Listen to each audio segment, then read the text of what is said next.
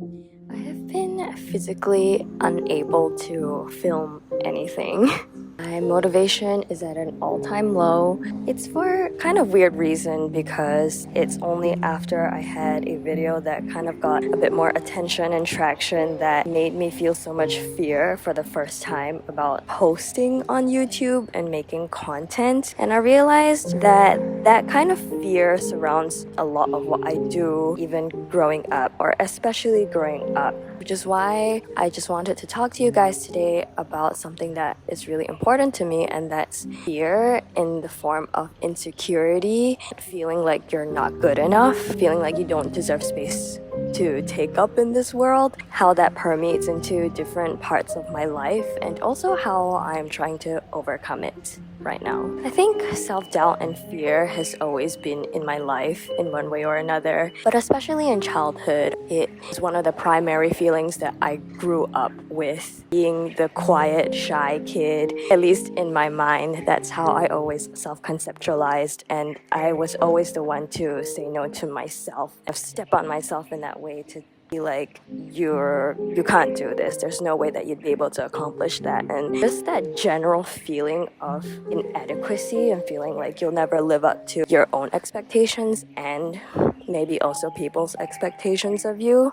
You'd think that feeling would fade away when you grow up, but honestly, sometimes it doesn't. A lot of us as young adults now can relate to this, that there's still this childish sense of, am I ever going to be good enough for this world and what I want to achieve, that can breach every aspect of your life if you're not strong about it.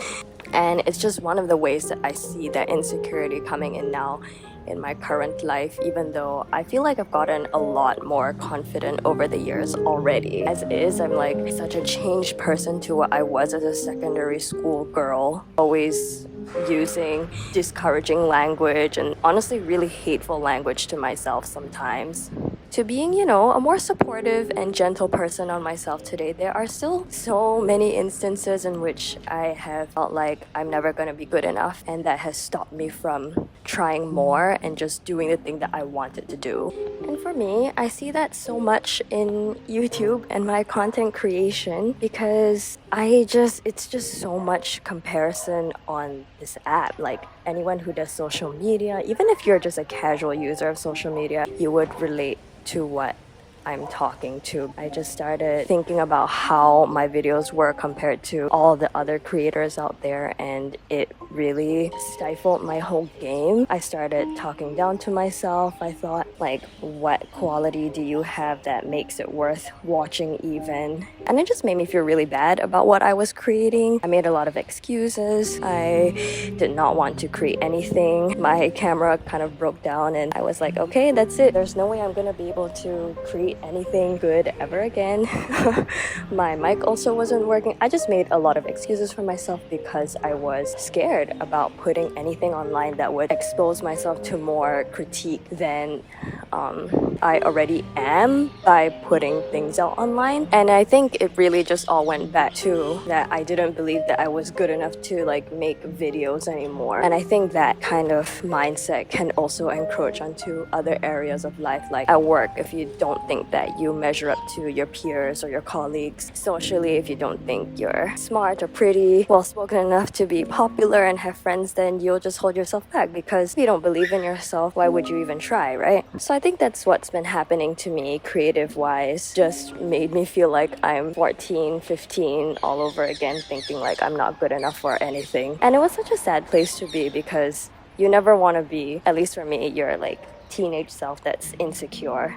I think the process of overcoming insecurity is always going to be a journey rather than something that has a definite start and an end. I totally see myself on that never-ending path too. I know there's always gonna be days where I just feel like total shit and won't feel motivated to do anything at all, not content creation, not writing, not making art, the things that I normally want to do, because I just feel bad that day, and they're gonna happen. But I try to not let this become a habit, turning those days and stretching them into an actual whole life. I always tell myself it's a bad day, not a bad life, and eventually it's time to get yourself out of that slump. For me, getting out of that that slump requires several things. One, I have to reduce all barriers of access for myself in trying to do the thing. For example, video making. I went and got my camera fixed. I treated myself to some new microphones that are coming in a bit. I thought about what is it that I really wanted to talk about, what's nagging at my heart, and to just create from the heart. Make it as easy as humanly possible for me to actually do the thing that I need to do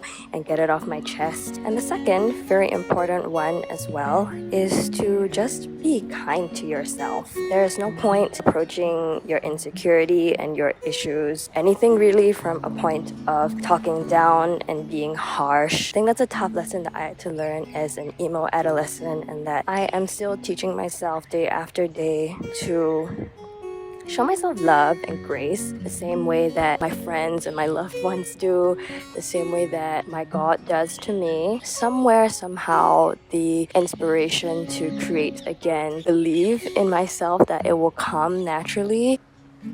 One way that I've been managing my emotions this year is by getting back into journaling. I used to diary a lot when I was a kid, but fell out of the habit in uni. So a few months ago, I bought myself a brand new Moleskine to try and fall in love with writing for myself again, and it worked. While it's something that I can do just for fun, because I pretty much always start off with detailing bits about my day or week so far, I also naturally then work through particular thoughts or emotions that came up during this time, which I see as a form of listening deeply to myself and becoming more aware of my inner workings, how I perceive and process things in life around me. It's also a way that I can just see how far I've come, acknowledging and recognizing progress. With journals, you can someday look back on past moments that were so difficult, and yet here we are, having survived until this present moment. Maybe being a changed person for the better. And personally, for me, having a tangible testament to growth is priceless. Truly, that's all I have to say for now on the subject. I am back. Hopefully, I want to vlog again. I want to create again. I just want to feel back to my old self. No matter the ups and downs and the ebbs and flows, I will always want to be here, existing in the space that I've created for myself, and also for you guys to come here and hang out with me and just be however we need to be and take whatever time we need to feel like ourselves again.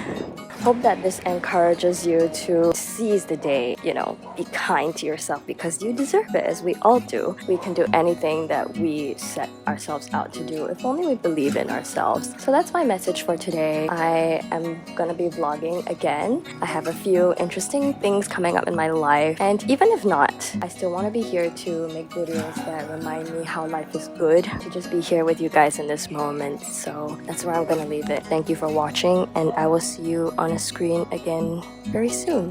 Bye!